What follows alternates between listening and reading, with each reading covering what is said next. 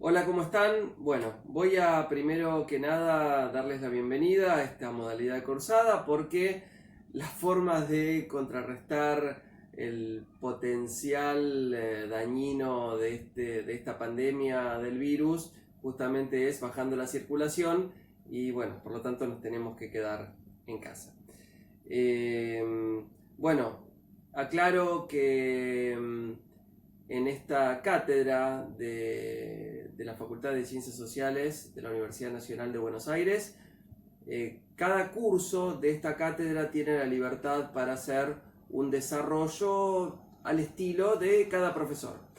Eh, bueno, por lo tanto, lo que yo voy a dar como primera, no es primera clase, pero sí, primer video, no coincide con lo que dictan los otros profesores de esta cátedra, porque cada uno de nosotros da un contenido que consideramos dentro de nuestro recorrido, de nuestra experiencia y de nuestra responsabilidad, por supuesto, consideramos que se ajusta a los contenidos, pero con un estilo personal propio. Esto es una característica de cátedra que nos hace sentir cómodos para poder expresar nuestras posturas, nuestro contenido y a la vez vincularlo al desarrollo formal de esta materia que es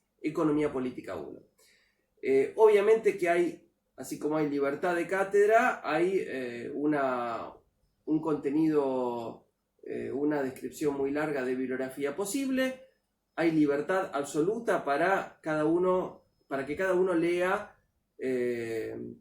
No voy a ponerme a detallar lo que se puede encontrar por internet, por supuesto. Sí, yo tengo mi predilección, que es utilizar para Economía Política 1 este libro, que es mi quinto libro, Del país dividido en la Revolución Cultural, que tiene una tapita argentina linda. Pero bueno, es una emoción personal. Bueno, obviamente lo escribí para compartirlo. También hay otros libros que se atañen más formalmente o más apegadamente a los contenidos estrictos de el programa formal, ¿no? Especialmente mi tercer libro, Economía Política con Justicia Social, que también se puede conseguir. Y también, bueno, ya que estoy, digo, hay otros libros tradicionales que también sirven. Todo sirve. Bueno, voy a dar el primer contenido. El capítulo 1 de este libro se llama La Revolución Justicialista de Juan Domingo Perón de 1946 a 1955. ¿Y por qué es tan importante el contenido del análisis de esta etapa? Bueno, estas cosas de vecinos también pasan allá en la facultad, obviamente. También allá en la facultad de sociales nos encontramos con ruidos muy divertidos. Bueno, pero acá es otro estilo. Bueno, muy bien.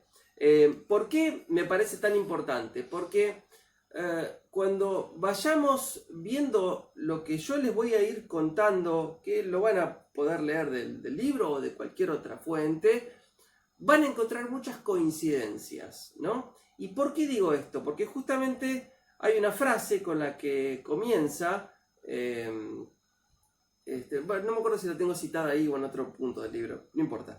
Pero Perón dice, cuando uno conoce el pasado, que es la historia, y consigue penetrar el presente, que es la realidad, intuitivamente ya se lanza hacia el futuro y puede prever lo que no pueden prever los que carecen de esos conocimientos, de esos saberes, de esos antecedentes, como él lo llama. ¿Esto qué quiere decir? Que la historia nos va mostrando cómo a lo largo de los tiempos, más que discontinuidades, lo que hay son continuidades. Continuidades de disputas entre distintos sectores económicos, entre distintos factores de poder en el mundo. Entonces, cuenta Perón que cuando asume en el año 1946 la presidencia, luego de haber estudiado en la Universidad de Roma y de haber participado en el estudio de cómo se organizaría el mundo después de la guerra. Cuenta Perón que cuando asume en el año 46 había cerca de 800.000 personas que no podían trabajar en la Argentina, había un desempleo, y casi 1 millón de personas que no tenían trabajo. Dice, hasta los alfileres que usaban las modistas eran importados, es decir, en la Argentina no se hacía nada, no se producía nada, se importaba de todo. Vamos a ir viendo con el desarrollo que esto también coincide con otros momentos de la historia de muchos otros países también. Y bueno, la cuestión es que Perón se junta con su equipo económico para redactar lo que sería una pila de 1,5 metros de carpetas con planes de gobierno que conformarían las 76.000 obras que formarían el primer plan quinquenal. Lo que pasa es que eso no tenía cómo financiarse. ¿Por qué no tenía cómo financiarse? ¿Por qué? Porque Argentina no... Bueno, entonces, para continuar, estábamos con la situación en la cual Perón tenía redactadas 76.000 obras en lo que él llamaba una pila de 1,5 metros de carpetas con planes de gobierno que llevarían a la Argentina al pleno empleo. El tema es, decía Perón, que todo eso no tenía cómo financiarse. ¿Por qué no tenía cómo financiarse? Porque el país no tenía reserva financiera, porque se importaba de todo, había libre importación con total libertad. Y entonces, ¿qué pasaba? Dos cosas. Una es que al importarse de todo, no se protegía la industria argentina, entonces no se desarrollaba la producción nacional generadora de empleo, pero además había una pérdida financiera para el país. ¿Por qué? Porque el país paga al exterior productos que en realidad podría producir por sí mismo. Entonces toda esa plata sale del país. Luego, había una deuda externa, digamos, esto se sabe de otras materias, ¿no es cierto? La deuda externa argentina que se inicia en 1824, después está el plan Roca-Runciman, digamos, todo eso se sabe de otras materias. Bueno, producto de ese endeudamiento había que pagar intereses y capital de deuda externa, lo que se llama, en las palabras de Perón, que están en los documentos de grabaciones hechas por mí, digo hechas por mí porque no lo copié de otro lado, así que es confiable. Bueno, siempre y cuando yo sea confiable, por supuesto. Entonces, se pagaban servicios de deuda externa, ¿sí? Intereses y capital de deuda externa todos los años al país. Entonces tenemos pago de importaciones, pago de intereses. No había reserva nuestra, reserva financiera. Tampoco había control para el retiro de ganancias de las empresas extranjeras, y todas las empresas de servicios y los ferrocarriles eran británicos.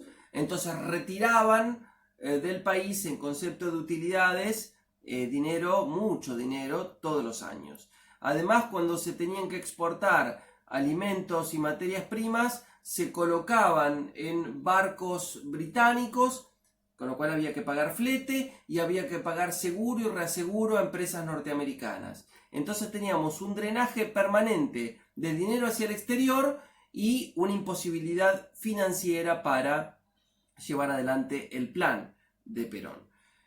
¿Cuáles son las primeras medidas? Esto es muy interesante. Voy a comenzar con esto, después seguimos la semana que viene seguramente. Si hoy es sábado, estamos perdidos, ya no sabemos qué día estamos. En la próxima semana voy a dar una segunda parte.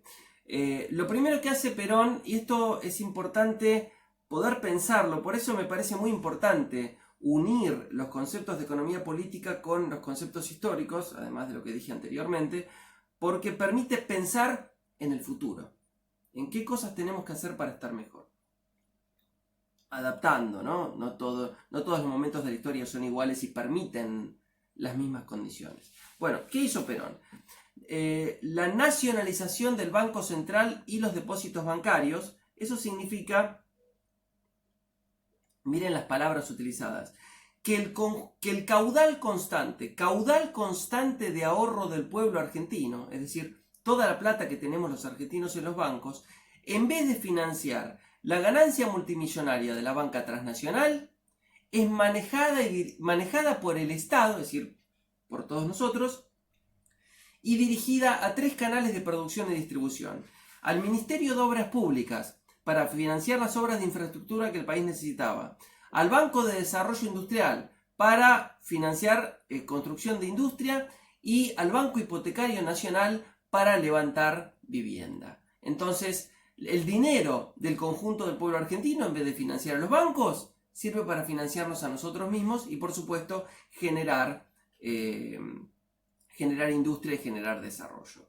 Luego, lo que hace es el IAPI, que es algo así como la estatización del comercio exterior, la nacionalización, la estatización del comercio exterior, que sirve ¿para qué? Para que el dinero que entra al país proveniente de las exportaciones sea dirigido por el Estado, es decir, por nosotros mismos, y dirigido ¿a qué? A financiar industrialización. Por eso, y algunas cositas más que vamos a ir contando luego, Argentina pasa a ser un país agropecuario, pero también industrial, tecnológico, científico, marítimo, aéreo, sin deuda externa, con pleno empleo y con una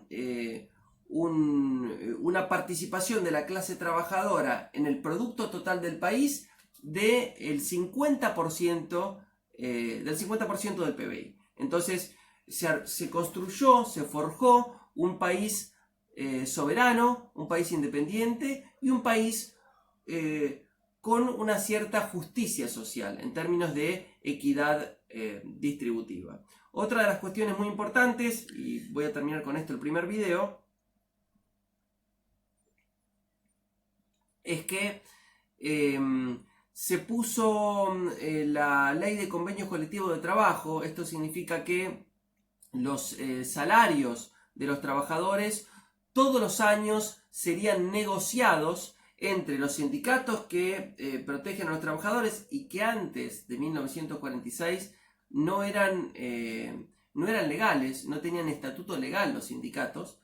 Bueno, los sindicatos que defienden los intereses de los trabajadores negociaban con las patronales y la mediación del Estado para que los acuerdos lleguen al rango de ley. Y entonces el salario iba a crecer por encima de la inflación todos los años, además de haber generado el sueldo anual complementario, las vacaciones pagas, sueldo anual complementario conocido como aguinaldo, el día de descanso. Y entonces, fíjense con esto nada más, y con esto vamos a terminar esta primera parte, con esto nada más, si de las 52 semanas al año uno trabaja 50, ¿no? Es decir, ¿cuántas cobraría sin todo esto? 50. Ahora, con las vacaciones pagas y el sueldo anual complementario, ¿cuántas semanas cobra trabajando las 50? Las 52, porque tenés las vacaciones pagas, y 4 más, ¿no? Porque es un mes más. O sea, trabajando 50 semanas sin la legislación peronista, cobrás 52 semanas. Con la legislación peronista cobrás 56 semanas. Bueno, estas y muchas cosas más seguiremos charlando la semana que viene.